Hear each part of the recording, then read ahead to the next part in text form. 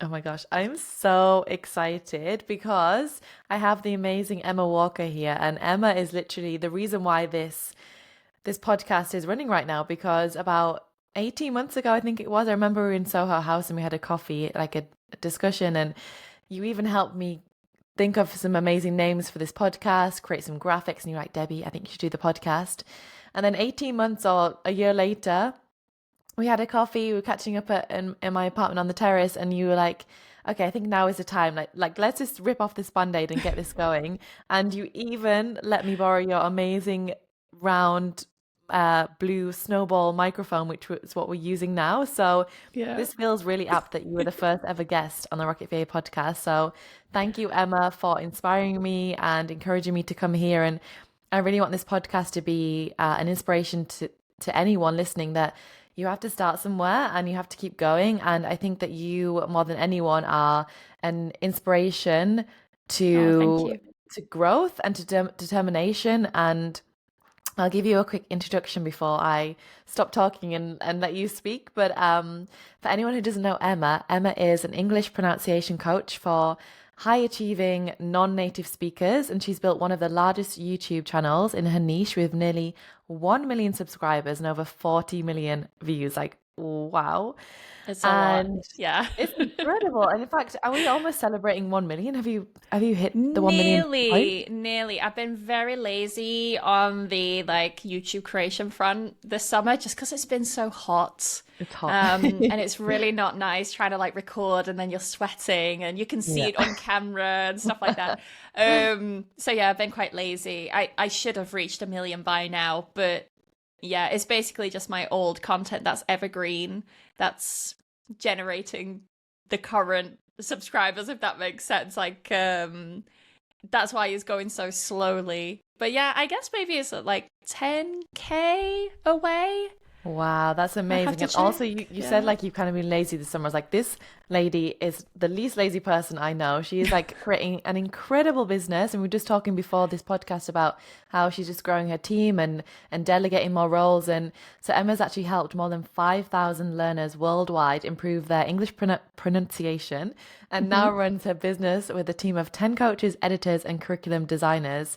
And honestly, it's such a pleasure, an honor to have Emma here, and I'm really excited for her to share her journey, why she started it, how she helps people, and also probably how she can help me pronounce the word pronunciation. Pronunciation, not pronunciation. It's so funny because I go to conferences and things. I mean, I think we've talked about this, like, off camera.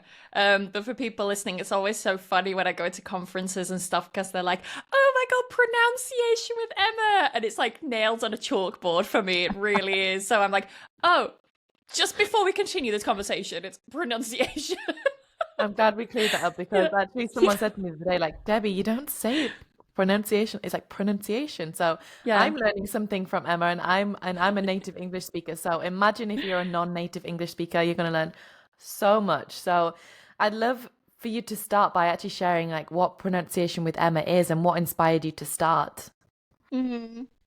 Well, pronunciation with them, I'll start with the first question, is basically an online school, you could say, in its most basic form. We have courses, both one-to-one programs and like self-paced online courses. There are two different tiers there. You can just kind of do your own thing, watch the materials, which are all pre-recorded lessons, follow the workbook, and the next tier is getting feedback from the team. So if you're looking for like, you know, structure, but you want to do it yourself, then there's that part. But if you're looking for that extra help and feedback so you really improve, there's also that. Um, and that's basically what that is. That's pronunciation with Emma. We only focus on pronunciation. Some students, they come up to me like, I've seen you do 1 or 2 grammar videos. And I say, yes, I have, but I'm not grammar with Emma. I'm pronunciation with Emma. Like, I'm very Yeah. strict about who Mm. I work with. Um, and I think this is why my business has been so successful because I have a very clear customer avatar, like very clear person that I want to target as well. And I think that's why it's been as successful as it has been so far. How it started. How far do I go back here? How much time do we have? I'll You try can go and, all the way. I'll try. So I'll go back to when I was 16 years old. Do it. I I love this. started, yeah, like going back to like baby Emma and how she got started. So when I was 16, I started sixth form. So for any people based in the US, this is, yeah, when you like, it isn't maybe high school, I think it is, when you're Mm. kind of preparing to go to university. So you finish your normal school, like your mandatory schooling, and then you go into in basically the next level to prepare for university and things like that. And during that time, they had this program. It was like a reading assistant program, and I could go to the secondary school nearby that was like part of the sixth form and help the kids during their lunch break. Some of them had dyslexia, some of them just loved reading, some of them hated reading, and their teacher made them go to this little reading club. So it was like the first time I mentored someone. It's the first time I was able to like have that experience of being, yeah, the mentor, maybe not a teacher, but like a role model or something. And I really liked it. Like I really enjoyed seeing them get excited about the books, especially when, many of them were dyslexic, so they really hated reading and they found the lessons, like their normal English lessons, a bit too much. So working at a slower pace, like read a page, discuss it, take our time. They really got, they got quite enthusiastic about it. And I thought, oh, this is really nice. I really enjoy helping them. Then I went to uni and studied linguistics. And during my second year, I went abroad to Spain.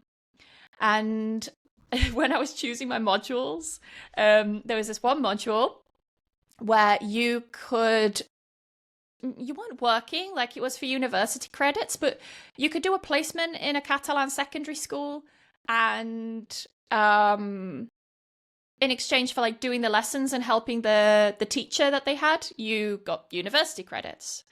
So I said, do I need to do any exams? They said no. Do I need to write any papers? They said no. It's like, okay, perfect. Put me down for the highest number of credits. So I don't want to like do exams and papers and stuff. So I ended up doing that. I was terrified on my first day. Some of the teachers, they just kind of sat me in the corner and they're like, say the words, native. It was literally like that. While others, they were like, I want you to plan a session and then we're going to go through it together. And then you're going to deliver the session. And oh my goodness, I was so terrified. Like the thought of doing that, I remember like sweating, going bright red, shaking. Like I was so nervous. I would like stumble over words and things like that. And because they were teenagers, sometimes they would laugh. But I mean, they were nice, but they were kind of laughing like an awkward laugh, not a horrible laugh, The pressure. So yeah, so I went through all of that. And I was only like 19, 20 years old or something at the time. I was, a child. I was no older than the people I was teaching. I think they were like 16. Some of them were 18, getting ready to go to university. So yeah, that was really a strange dynamic. And then when I came back, I finished the final year of my degree. And I thought, you know what, I really enjoyed teaching. I want to keep it up. And the university at the time were organizing this English teaching program for female Turkish refugees. And I thought, perfect, I want to become part of that. So I helped like plan the syllabus.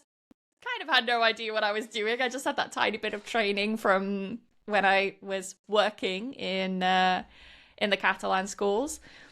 But yeah, planned the syllabus, delivered the lessons, found the worksheets and stuff like that, and I really enjoyed it. And I finished my degree. I did my CELTA qualification, which is an English teaching qualification by the University of Cambridge. Then I moved down to the south of England to be with my partner.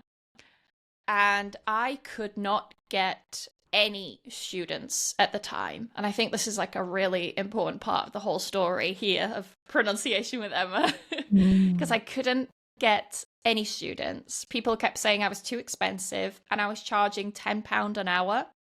No way. Yeah. Like, oh no, you're too expensive. This teacher's doing £9 an hour. And it's like, I'm not fighting over a pound. Like, Yeah. this is just ridiculous.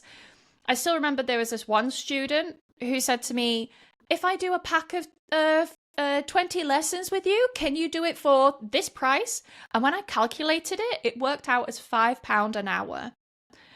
And I was like, Mind why would blown. I do that? That's lower than minimum wage. And when you're delivering one-to-one sessions, like anyone who's been a teacher, it's not just the 1 hour.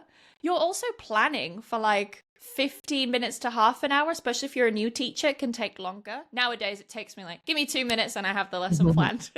But back then, it was like I would spend ages on materials and the lesson and everything. And I had to get a job working in a nursing home, and I absolutely hated it. I hated just the people I was working with. I hated the boss. She was toxic. She was nasty. She was a big bully. And I became really depressed because I was like, I'm a failed teacher. No one wants to have lessons with me because I'm a failed teacher. Clearly, I'm not supposed to be a teacher. Like, I failed. And during the few months that I was working at this nursing home, I think I was there for like 4 or 5 months or something. The final straw was basically the boss had accused me of abusing one of the residents, which just wasn't true. Like, this is the level of toxic she was. It was just, she accused me of abusing one of the residents. And I remember sitting in her office saying to her, if you genuinely believe that I've abused this resident, like you're saying, then call the police. Call the police. And of course she didn't, because what she was saying wasn't true. She was just doing it to upset me. In person. Just horrible. Like, horrible, nasty, disgusting human being. So anyway, after being accused of that, I went home and cried under the duvet. Like, I remember I literally just walked in, threw my bag on the floor, kicked my shoes off, went into the bedroom, went under the duvet, and I was like crying. My boyfriend came in. He was like, what the hell has happened? And I said, she's done it again. She's done it again, And he's like, what's happened? So she's accused me of this, told him the story. And he said, right, you're going to hand in your letter of resignation tomorrow because you can't continue like this. Like, I was just this empty shell of myself. Like, I mean, you know me. Like, I'm very smiley, very bubbly, very vibrant. Yeah. And I just wasn't. Like, I was this grey, dark, sad shell, I don't think I smiled for months, which just isn't me. And my boyfriend was like, you can't. This just isn't you. Like, she's taken away your light. This is horrible, So, wiped the tears from my eyes, got my laptop open, and typed out this letter of resignation. It was probably the shortest, most direct, bluntest letter of resignation. Just, I quit in 2 weeks.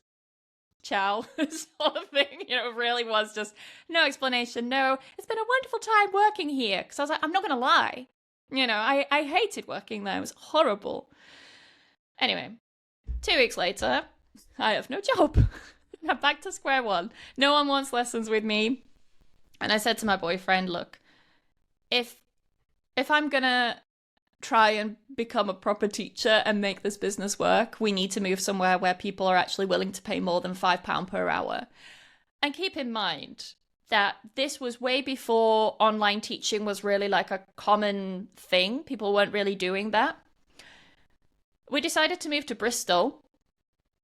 And I remember, so for context as well, I used to work in a supermarket. Hated that. What did you do in the supermarket? I was a checkout girl. I love this. Check out Emma. Like, hi, how was your day? Did you find everything that you wanted? Would you like some help with your packing? And that was me, And yeah, I remember looking at the supermarket down the road from me and saying to my partner, look, I've got 2 options here. Either I'm going to start this business and it's going to work, or I apply to the supermarket down the road, right? Those were my only two options. And I knew I didn't want to work at a supermarket again because I did that and it wasn't for me. Like, I didn't like it. So I really made it work. I really, really made it work. I started out at like £12 an hour. Kind of undercut the competition, let's say, built up a reputation. And during that time, I started a master's degree because, of course, starting a business isn't stressful enough. I like to add an extra layer of stress. So I was doing a master's. Do it all. I know, I just did, I'm the problem. I really am. Like, I'm the problem here. Like, I just add more stress to myself. But I started a master's degree because in my mind I was thinking, well, if I got a master's degree, then I'm more qualified, then I have more qualifications to show to people to justify my price increase, blah, blah, blah. It was very psychological. It was a mindset that I had at the time. Finished my master's degree. And during that time, I was kind of teaching some one-on-ones, and I was very busy. I was doing very well, very successful with that, but didn't really make that much money because I was literally charging maximum £15 an hour. Like, it really wasn't that much. Anyway, finished my master's. Once I handed in my dissertation, like a few weeks later, I thought, what now? What do I do now? And this is where Pronunciation with Emma was born. I really enjoyed teaching pronunciation. I studied phonetics and phonology during my degree, and it was the part that I loved because I basically get paid to teach people funny sounds. I just sit there going ah, ee, ooh, for an hour, and it's fun. I enjoy that. So I remember looking for like YouTube channels. Who else is doing this? No one else was really doing it. And yeah, it's been about 8 years that I've been running Pronunciation with Emma. So I started to phase my old students out, replace them with only pronunciation students. And that's the story of how it started. That's a very inspirational story. And I think what really stood out for me there is that like you knew deep down that like this job in the nursing home, like A, it was toxic, but B, like you'd lost your color, you'd lost your light, and like it just wasn't worth continuing that anymore. And you had to change and take a risk and do something that really lit you up. And through doing that, yes, it took you time and energy, and it took you, from 8 years to now, like, and all of the time before that, all of the work and energy, it's got you to where it is. And I think this is one of the things that you're such an inspiration for, is like how to hold the vision and keep working towards it. And like, to have gone from charging like nine, or like competing with people charging £9-10 an hour, to now have this huge online business, this portfolio, this platform where people can come and get your support and help with pronunciation. That's incredible. And I could see your face lit up when you were talking about like, I love helping people make these sounds, and like it's because you're enjoying what you do. And I think that so often in life, we think that we have to, obviously we all have bills to pay, all have things we need to do, but we're taught, well, I feel like we're often taught in school that we have to go and get a 9-to-5 job and work for someone else for the rest of the life. And when I was at school, I don't really ever remember there any being kind of the ideas that you could go and do your own thing or do something different, or YouTube. It probably wasn't like a thing when we were at school. It wasn't like something that you could do. But back in our like, oh my God, I don't feel like we're that old, but maybe we are. I don't know. Apparently, they did a survey where they asked like a bunch of kids who were in school, what do you want to be when you grow up? And they all said YouTuber. Well, not all, but a lot of them said a YouTuber. Influencer. Yeah. I guess now, like, I mean, taking an example, like my 9-year-old niece, like I know she watches YouTube. I don't think she watches necessarily vloggers, but there are people who have watched vlogs their whole teenage years, and then they want to become it. And I get it, because you can make a success of it, but it does take time. And I think also one thing that, especially like in both our businesses, probably, you don't become an overnight success, or your business doesn't go from A to B overnight, or you didn't get to 1 million YouTube subscribers in one night. It took you 8-9 years to get there, and all of this stuff before. And also you were saying, people were in the beginning of your journey saying that they didn't want to spend the money with you, but like you say, like when you invest in a teacher or a mentor, you're not just paying for the hour of their time, you're paying for the years of experience and work that they've done before. So, when Yeah. people are starting like pronunciation with Emma, like joining your courses, joining your online programs, they're paying not just for what they get now, they're paying for all of the skills and years and energy that you have learned. And like with the Rocket VA Academy as well, it's like they're paying for to be able to launch their own VA career and business, but also everything that I went through to get here, like my degree, my learning, my experience, my VA background. So I think that's really important. And I know both of us have invested in mentors and coaches ourselves. And I remember last time we spoke, you also said you had started working with a new mentor. So from Yeah. that perspective, how has working with mentors really helped your progression, and like what are the biggest changes? You cannot imagine. So, what's really interesting that people should know about me and my business is although I've been running this for 8 years, it's only the last 2 years that I have really been pushing this and growing this. So, for the first let me do quick maths, 6 years, I was really running everything by myself and I wasn't really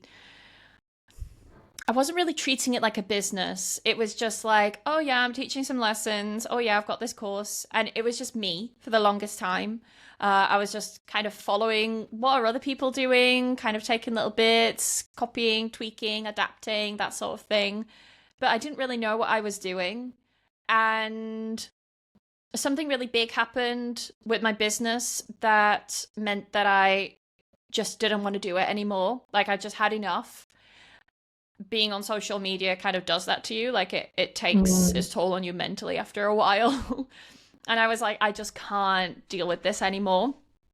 Um, so I left social media completely for about 8 months and I started working for a marketing agency that works directly with English teaching and testing companies. So think like the British Council, Cambridge, these sorts of companies. And I learned a lot about like SEO, marketing in general. It's like, oh my God, I'm supposed to do marketing? Like, I thought if I just improve my teaching experience, then I could sell more. But no, it's like you could actually be the worst teacher in the world and just have the best marketing, and Mhm. that will sell, to some degree, of course. But marketing is really important. So I learned a lot about that. And then after like 8 months or so of disappearing from my own content, I had that itch to come back. I thought, okay, I really want to come back to this and really make a go of it.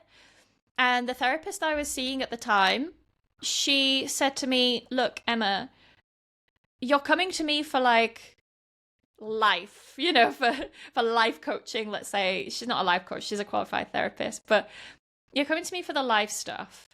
You really need someone to come in and help you with the business stuff because you don't know what you're doing. And that's okay because you're not a business manager. You are a teacher. Your qualifications are in teaching.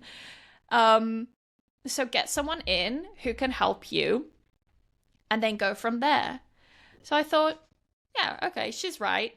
So I started looking for like different mentors, different coaches for English language teaching businesses or language teaching businesses because I wanted them to understand the niche. Mm-hmm. And I found this really amazing one who I'm still in contact with to this day. And he really showed me just how to structure my business at the time. Like it's really grown since then, but this happened about 2 years ago. Like, show me how to structure the business. What should I be focusing on when it comes to doing campaigns? What is a campaign? So I was just doing promos when I felt like it. Like, ooh, numbers are low. Let me do a promo. Yeah, And I yeah. didn't know what I was doing. I was sending out emails and stuff. I didn't know. And he really helped with that. It just it was like kind of lighting the way. He had the torch and he was lighting the way for me. And all I had to do was just follow what he was teaching me. I didn't have to think. I didn't have to research because you can spend hours researching these sorts of things and there's so much. But him just showing me Emma, this is what you've got. This is what you should do. And in order to get to this point, you need to do this, this, this, and this. And he just gave me homework every week. I did it and relaunched my course and made like 10K, from the launch. Wow. When I then started with some other coaches. I think I've worked with like three or four different coaches. It depends what you consider a coach, but yeah, 3 or 4 different coaches now in the space of 2 years. This is how much I'm addicted to working with coaches now. And yeah, the second guys, they knew a lot more about marketing. They actually went through all my sales emails with me. They taught me copywriting. That's how I really got good at email copywriting. Sales page copywriting as well. As soon as I implemented that, I did a relaunch with them, 20K. And I was like, oh, I can actually really do this. Like, I can really turn this into a proper business where I'm actually making money. Because before I would have made like, I don't know, like maybe 50K out the whole year just from doing it all myself. Maybe 40, let's say. And to make half of that in one promo, it was like, holy, I've been doing this so wrong. Possible. Yeah. It just really showed me what was possible. And yeah, since then I've just worked with different coaches, got different perspectives, different techniques. It's important to choose a coach that you align with as well. Because I've definitely been on sales calls where I felt, red flags, I don't want to work with this person. And I think this is a big thing, isn't it? Like the energy. It's like when you're working with someone in whatever capacity, like, and especially as a mentor or the coach or a teacher, you want to enjoy like the energy, the way they share things. And I think you build a relationship with this person even if you don't know them, like one to one. But like it's really important to have that good feeling. And obviously people who are joining your programs as well have that feeling about you. And I think this is the power of choosing the right mentor. And I think what you just shared with me there is in 2 years, you've worked with 2 to 4 coaches, and you said that you've had gained experience from all of them, and ultimately it's taken your business from doing really well to doing like really well. And I think that's incredible. And just the fact it shows that when you find the right mentor and you're buying their experience, their advice, they really are coming, if you find the right ones, with things that can help you take your business from A to Z. And I think that's probably what we're both helping with our students as well, is that we want to help people go from where they are to where they want to be. So that's why I feel like, and I don't know how you feel, but I feel like I'm really in purpose, like mentoring people to become virtual assistants, because like I've walked the walk, and like you have walked the walk with your pronunciation. Like you have learned everything. You've done the masters, you've done the teaching qualifications, you've worked with students one-to-one, you've worked with mentors, understanding how your business works and how you can help people the most. And now you're doing amazing. And honestly, you're like one of the most inspirational businesswomen I know. And like when we first met, we actually got connected through a mutual friend who, you were looking for a virtual assistant at the time. I think this was maybe just when you started to get back online. And like at that time, like how did it feel for you to get back online and start to think about expanding your team and investing in coaches? Like how was that feeling for you? Scary, because it's not cheap, investing in coaches. And keep in mind, I hadn't really been making the big bucks, for like 8 months, because I'd been working with a Spanish company, earning a Spanish salary, which isn't really very high. So investing 6K in this business coach at the time, I remember talking to my partner about it, and he was like, you're insane. Like, what are you doing? Like, that's like 3 or 4 times my salary. That's, so much. But there was just something in me that, like, I'm very intuitive, and I really do listen to my gut. And the whole time I was just thinking, this feels like the right thing to do. Like, I talked to, I think, about 5 different coaches right at the very beginning. And this guy, I was like, I just really have a good feeling about him. And I remember talking to my therapist about it. and I was saying, which one do I choose? You know, I found them. Now, which one do I go with? And she gave me a really good piece of advice, which was they're all going to take you to the same destination. But which one do you want to be in the car with you? And I was Mm. like, that's such a nice way to think about it. Like, who do I want in the car with me? Who can I tolerate? Who can tolerate me for, 6 months while we go through this transformative period, or 4 months, however long the program was. But it really got me thinking about it from that perspective rather than who do I Mm. trust more, because I trusted, almost all of them. Some of them I was like, yeah, instantly no. But it was down to maybe these last two. And that really helped me decide. I But really love that yeah. analogy. Like who it's not about the destination, it's about who you want like on the journey in the car with you. And I think that is Yeah. so important. Like whether it's a coach or mentor, whether it's someone you want to hire into your team, whether like anything in life, it's like who do you want on this journey with life and business with you? Because ultimately, when you're working with someone closely, you want to work with someone who sharing the vision of where you want to go and is seeing you like a partner, seeing it like a partnership rather than like it's like just money for them. It's like they're coming with you together to the end goal and sharing the ups and the downs because there are ups and downs Yeah. on any entrepreneurial journey. And I think that's also like a good reminder that, you went through a stage where you were a bit burnt out from being online, showing up for your business, took a little break, and then when you find the right mentors, you came back with fresh energy. And then Mm-hmm. look at you now, and you just I was reading your bio and it says now you have a team of 10. So with the team members that you have now in your team, like what are the benefits that you're seeing and how hard also was it to delegate? So two questions there. Well, when I first got in contact with you and I started working with a VA, the benefits were that it wasn't just me. I felt like it wasn't just me in the trenches trying to get myself out of this situation and build myself back up again. I had this other person who not only did the tasks. Am I allowed to give a shout out to my old VA? Can I Yeah, mention of her by course. name? Okay, I Of will, course. because she fully deserves it. So Rose, I was working with Oh, I her. love Shout Rose. out to Rose. Still in contact with her now because she's so lovely. Um, it was just so nice to have her, even like for emotional support, because for me, I told her about the situation and I said, look, I'm really kind of like crawling out of this situation and I'm really nervous, and I feel I'm ready to come back into my own business. But yeah, she really gave me like these motivational little nuggets, just every so often. If I was feeling really overwhelmed, she was like, don't worry, I've got this. And just even Mm. hearing that phrase, it was like, oh, I'm not alone in this. So benefits wise, I mean, so long as your team member's competent, all the benefits, right?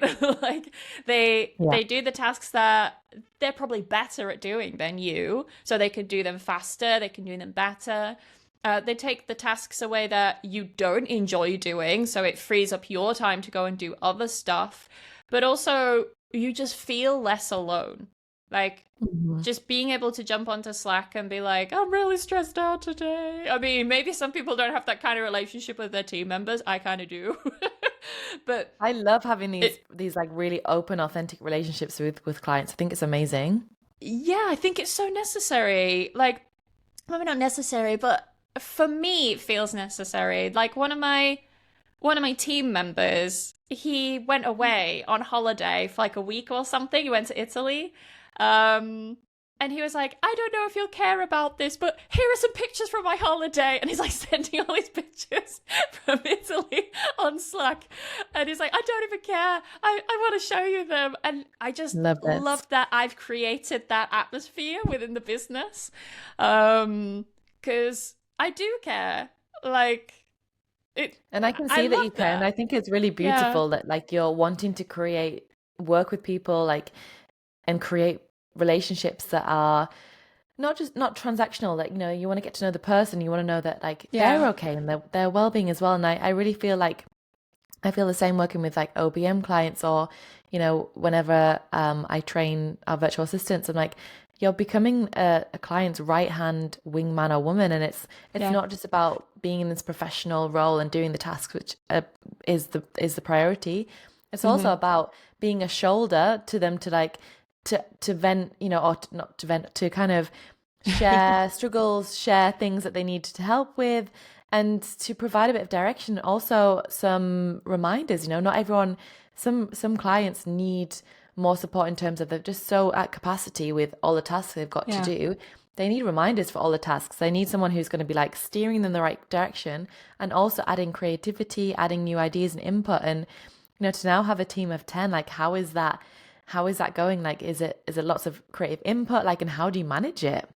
Oh, it's stressful. It really is because, not many people talk about this because honestly, I feel like I don't mean this in a horrible way at all, but I mean many people don't get to a stage where they get to such a big team. They maybe it's maybe just them and a VA, Yeah. or them, a VA and an editor, or them, a team member and you know what I mean? Like it's quite a small team of maybe 3 or 4 people. But when you're talking about a team of 10, that's including me as well, so 19 members. Um, yeah, it comes with its own set of challenges.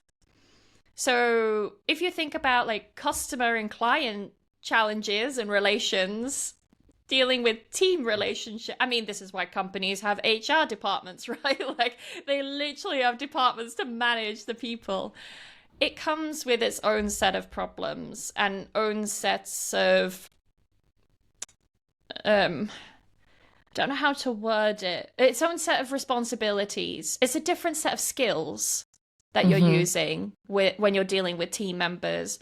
I'm painting it in a very bad picture, No, but I it's think you're it's just the being real. Like, reality. yeah, you're being real. Yeah, It's like managing people becomes, like you say, becomes like yeah. a job, which is why companies have HR roles and departments. And I think Hmm. also why now is a good time for you to bring in like an ops manager or an online business manager, because Yeah, you as the owner of your business, your time can be spent, it can be consumed with managing these 9 people, rather than actually doing the things like creating the videos, which is going to push you yeah. get those 10 extra thousand subscribers, take you to a million subscribers, and those things like helping your students in that way. So I think it's important. Yeah, it does need management, and also like you can't do it all. And I think it's No. a real celebration of the fact that you got to 10 team members, including yourself, and now you've just taken on someone who can hopefully become like your direct kind of wingman woman, and really help also manage the team as well as also kind of manage you and make sure that you're supported in this, because Oh yeah. managing and holding I this need that. business, like I think, Yeah. to say that in the last 2 years your business has grown so much, this takes a lot for you to hold as well. So I know the feeling, like you feel like you've got like responsibility on your shoulders. So I just want to like give you like a virtual pat on the back and celebrate you. And honestly, Thank you. I can't wait to be there in person. We just celebrate this 1 million subscribers. But Oh, also, because it's we not just that. will. We will. We're going to celebrate this. We're definitely going to I'll be celebrate going this. around Barcelona with my gold plaque and a little Woo! We'll have our sash. like, A oh, what do million. you call it? Microphones. Like, this is pronunciation with Emma. Like, this is the one. It's Celebrity here, exciting. celebrity, literally. But I mean, Yeah. this is a celebration, but also the celebration is that you're helping so many people all around the world pronounce their words better, and give them. And I've been reading your emails and your LinkedIn posts as well. And it's also like it's about the confidence that they gain from being able to say words with pride and with confidence. And it Yeah. comes into their business, into their relationships, and it can help push people from feeling reasonably confident to feel really confident with their language. And living in Barcelona, we both live in Barcelona, there are lots of non-native English speaking people here, and I feel really privileged and sometimes quite guilty that I speak English and it's my first language, because it's easy unless I'm trying to say the word pronunciation. Yeah. But other people there, this is their second language and they're really going for it. And they do sometimes say words wrong, or feel like they can't share their whole personality because they don't know how to say certain words. So you are helping people so much, and with your team together, it's like you're this like on a mission to help people, and I think that's really amazing. So celebrating you and also celebrating the fact that you got to 10 team members already, and to hear that, that Rose, who was the initial VA that I matched you with, that she helped you in the beginning, was incredible. I think it's just also finding the right team members. That's part of the process, and that's why finding the right virtual assistant or finding the right team members is really important, and finding the right clients also. Yep. Yeah, just finding the right people, whether it's working with them or working for them, it's Yeah. it makes such a difference to your life. It really does. Like quite a few teachers I know who have their own businesses.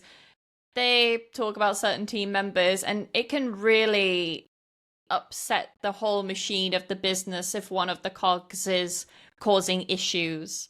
And yeah, this is why I need the ops manager to come in. And actually, this might be interesting for people listening, but the woman who I'm kind of promoting to be like an ops manager, like an academic manager, she started as an assistant inside the course. So not really like a VA, Wow. but she was doing a lot of VA kind of tasks.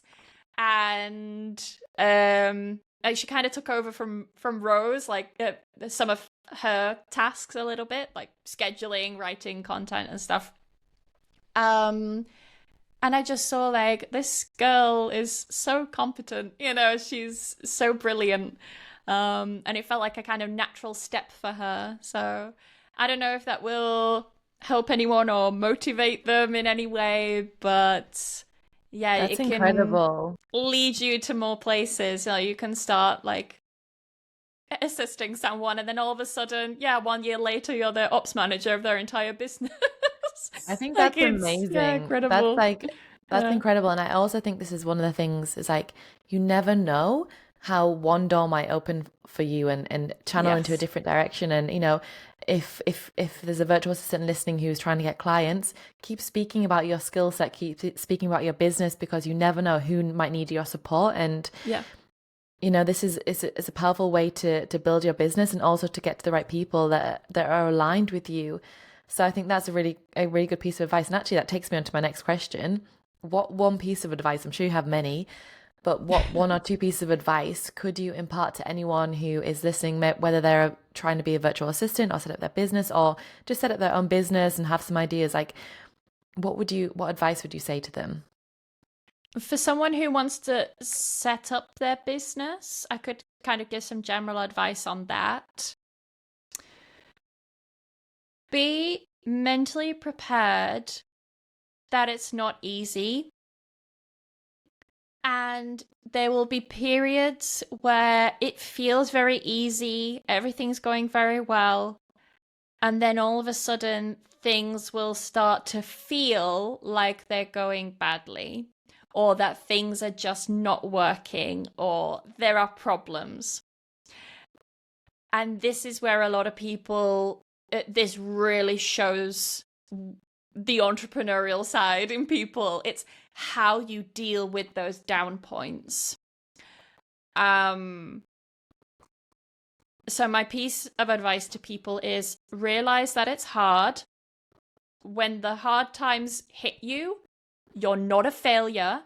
It is supposed to happen, because those little points where it starts getting difficult, it's usually a moment where you're supposed to grow.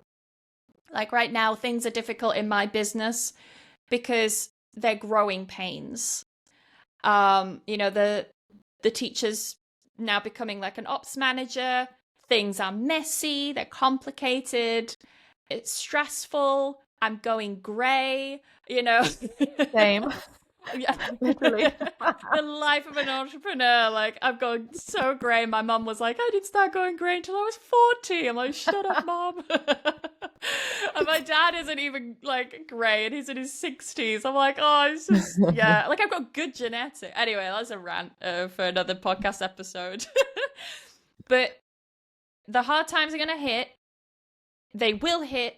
And then it's how you deal with those. What is your what's the word? There was a book about it. Your grit, is that the word? It's like your Mm. resilience in these difficult times. How do you overcome these challenges? That's when you really step up as an entrepreneur, because no one's coming to save you. This is your business. So if the business needs to grow, if something needs to happen in your business, if something needs to change, you have to make that decision. And some people, they don't like that. Mm. It's difficult at any stage of your business. It's never nice. But again, it comes down to your resilience.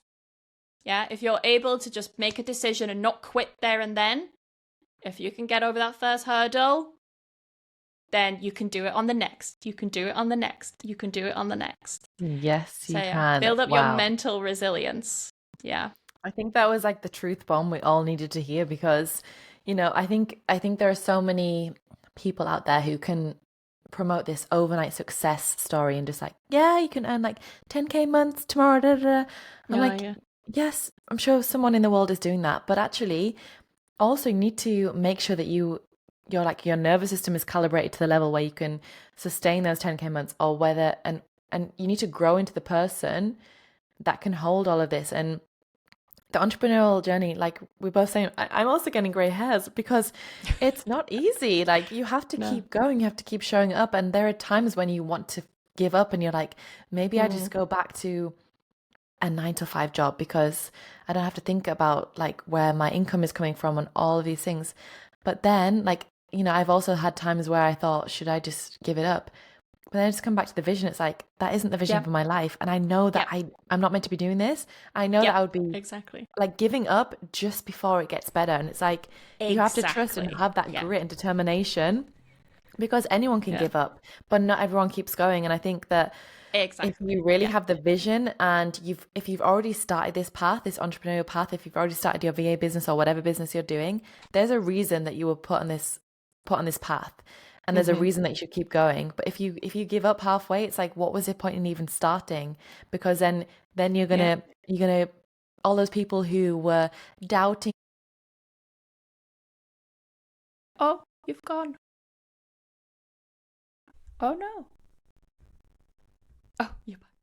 I don't know. It just disappeared. It was so motivational and inspirational, and then the motivation just was so climactic, and then it just ended.